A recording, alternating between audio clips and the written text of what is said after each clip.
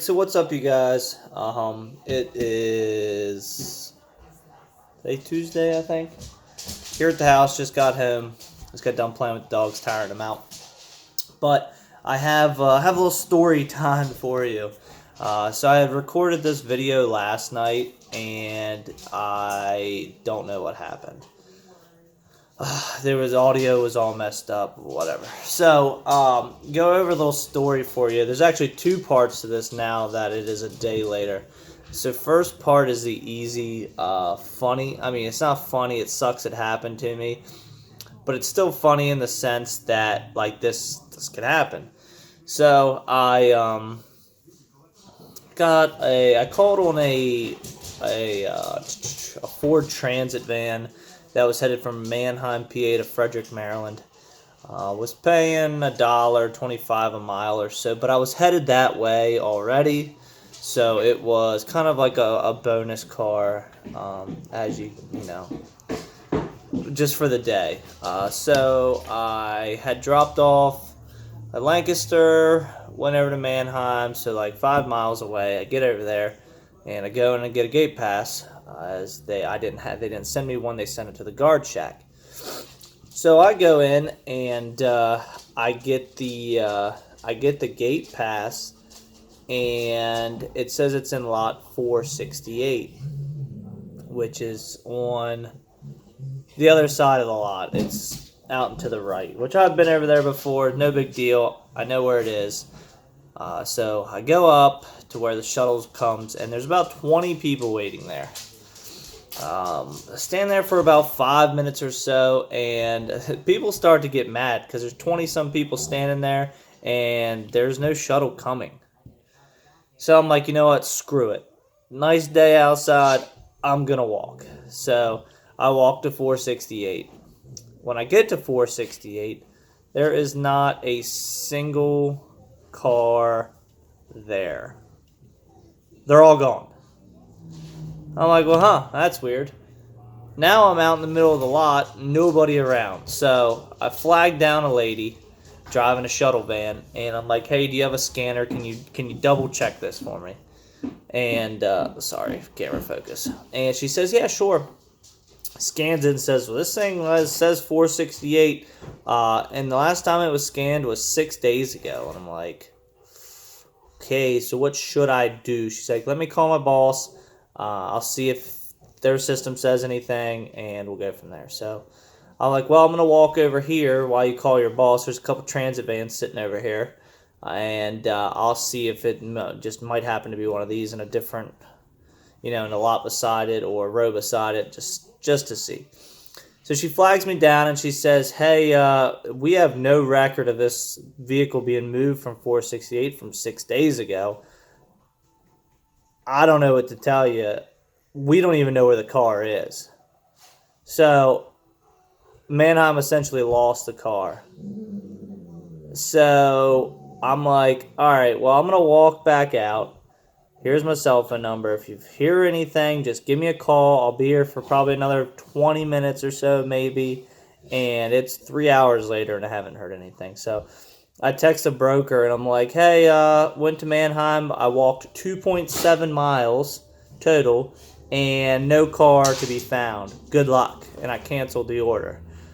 But that's story one that happened today. So I want to know from you guys that go to Manheim all the time, is this common? Because I feel like every time I go to Manheim or Odessa, a car gets lost. And I don't know if it's just my luck or that's just what they do.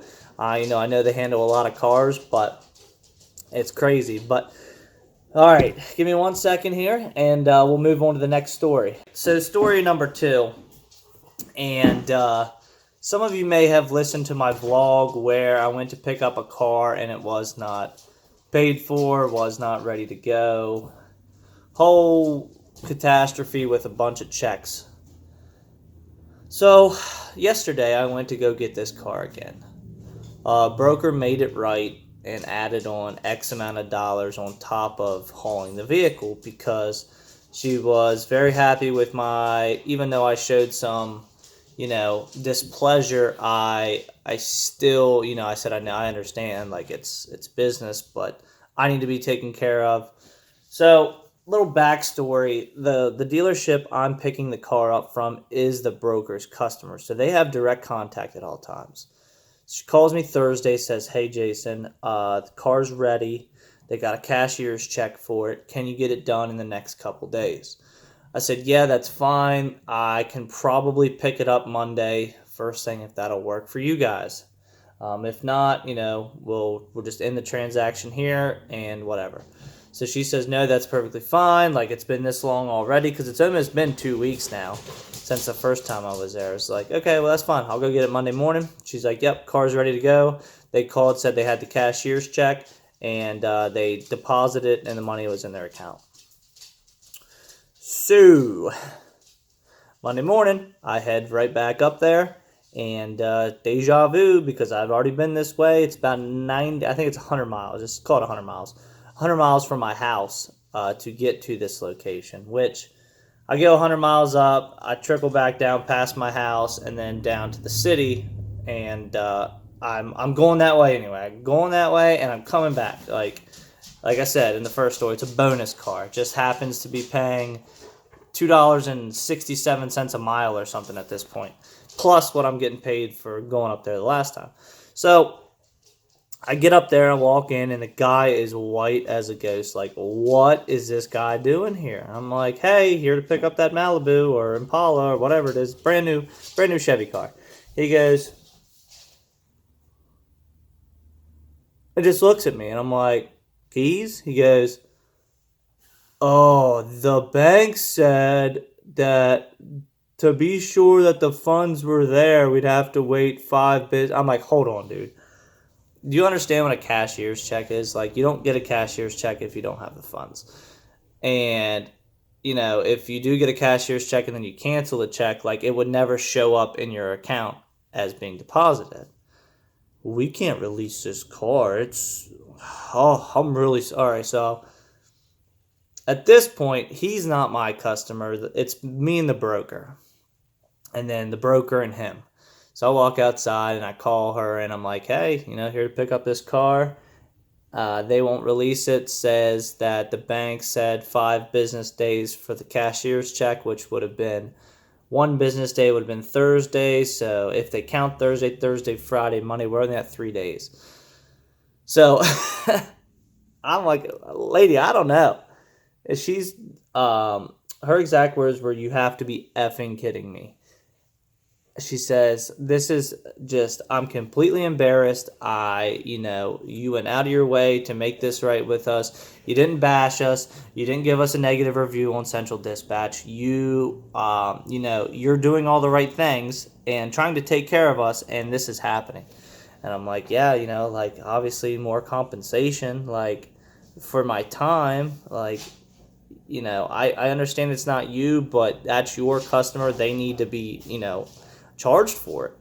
So I'll call you back. I'm like, "All right, well, I'm leaving. Like, I'm not wasting any time. I don't want to deal with this. Like, I'm leaving." So I leave, and sure enough, a couple hours later, she calls, and she wanted to talk to me, but she didn't want to talk to me because she was so embarrassed. Like, so they're taking care of it. They're making it right. I mean, but, when you're going after a car 2 times, it's not ready. Am I stupid for going back the 3rd time? We'll see. I don't know. It could end up being that, I drove, it would be 400 miles total there and back for the 2 times. If I wasn't already going those ways, which, well, we don't tell them that, but, I was already going some of those ways.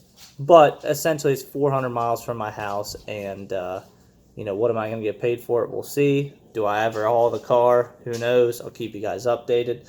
But at this point, I want to know your feedback. Do you go back a 3rd time? Does this broker get a negative rating? I don't really mess with ratings like that. I don't really care. I mean, unless you give me a negative one, I'm not going to...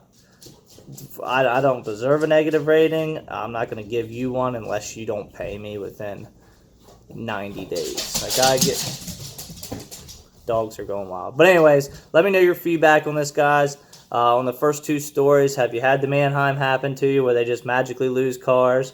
And have you ever been in a situation where you gave somebody a second chance and the second chance was, you know, just a catastrophe, and you know you went back for the third time, everything was hunky dory? But anyways, thanks for watching, guys. Hit the thumbs up on the way out. We'll see you on the next one.